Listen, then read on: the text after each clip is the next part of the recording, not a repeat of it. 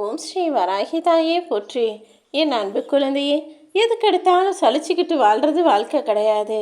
எல்லாத்தையும் சமாளித்து சாதிச்சு காட்டி வாழ்கிறது தானே வாழ்க்கை. நீ ஏன் உன் வாழ்வில் நடக்கக்கூடிய விஷயங்களை நினச்சி வருத்தத்தோடும் வேதனையோடும் இருக்கிற?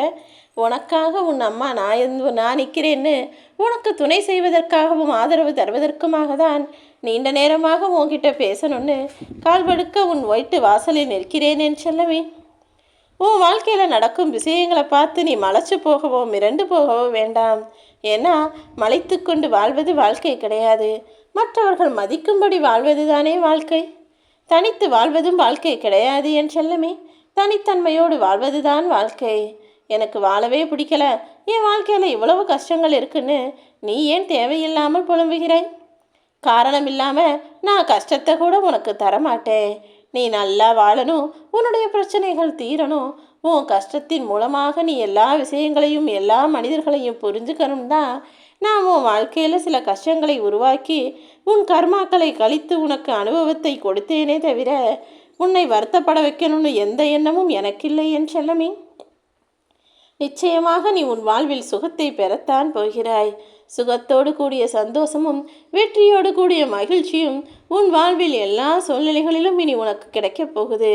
யார் உதவி செஞ்சால் நல்லா இருக்கும் நீ மனசில் நினச்சிக்கிட்டு இருந்தியோ அவரிடமிருந்து உனக்கு அழைப்பு வரும். அவர் உனக்காக உதவி செய்ய தானே முன்வரப்போகிறார்.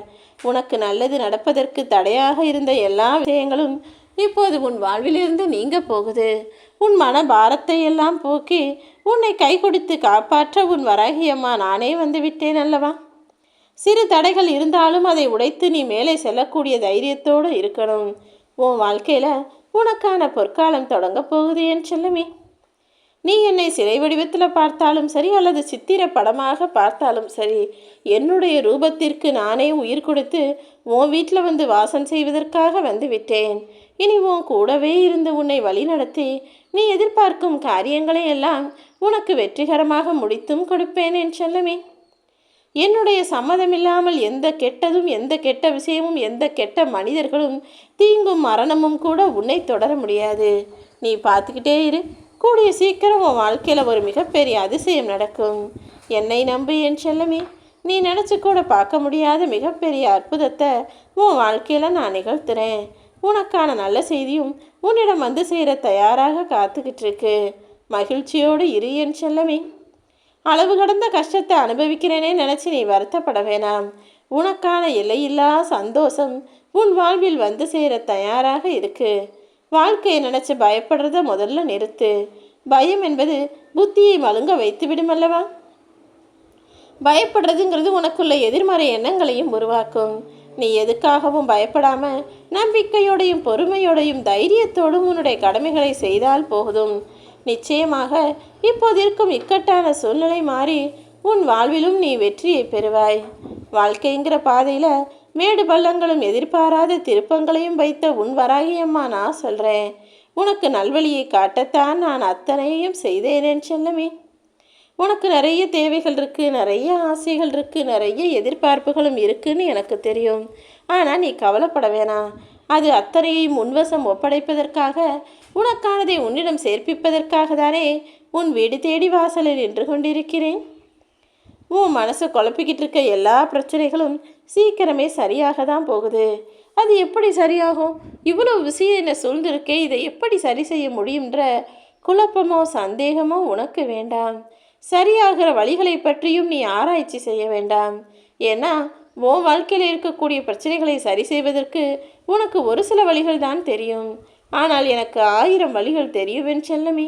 அது அத்தனையும் நான் சரி செய்கிறேன். நீ பயப்படாமல் இருந்தால் போதும். உன் வராகியம்மா நான் உன் கூடவே இருக்கிறேன் அல்லவா.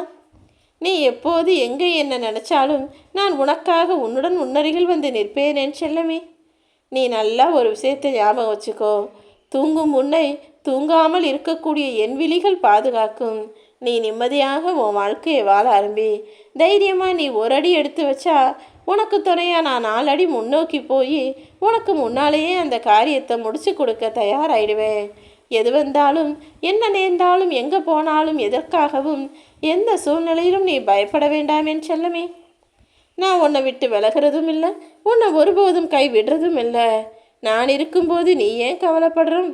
சீக்கிரமே உன் கவலைகளை தீர்த்து உன் வாழ்க்கையில் நல்லது நடக்கும்படி நான் செய்து காட்டுகிறேன். நன்றி மறந்த மனிதர்களை நினச்சி நீ நிம்மதி இழக்காத. உன் உதவியை மனிதர்கள் வேண்டுமானால் மறந்து போயிருக்கலாம். இந்த வராகி அம்மா நான் ஒருபோதும் மறக்க மாட்டேன் என் செல்லமே. நீ எப்போதும் நீயாகவே இருக்க வேண்டும் என்பதுதான் என்னுடைய ஆசை. உன்னுடைய தனித்துவம் ஒன்றுதானே உனது அடையாளம். நிச்சயமா நீ உயர்ந்த இடத்திற்கு வருவதற்கு நான் உனக்கு துணையாக நிற்கிறேன். இனி வரும் காலமெல்லாம் உனக்கான பொற்காலமாக தான் இருக்கப் போகுது. நீ நினைக்கும் சுபகாரியங்களும் நிச்சயமாக நிறைவேறும் என் செல்லமே. உனக்கு துணையா உன் வராகி அம்மா நான் இருக்கும்போது இனி எல்லாமே நல்லதாக தான் நடக்கும் என நம்பிக்கையோடு உன் வேலைகளை செய். பொறுமையோடும் சகிப்போடும் சுறுசுறுப்பான மனசோடும் உன் கடமைகளை நீ செய்தால் போதும். உன்னுடைய காரியங்கள் எல்லாம் நிச்சயமாக கைகூடி வரும். உன்னை வெற்றியின் பாதைக்கு கைப்பிடித்து அழைத்து செல்ல இந்த வராகி அம்மா நானே வந்த பிறகு இனி நீ ஏன் கவலை கொள்கிறாய்? எல்லா சூழ்நிலைகளிலும் இனி நான் உனக்கு துணை நிற்பேன் என் செல்லமே.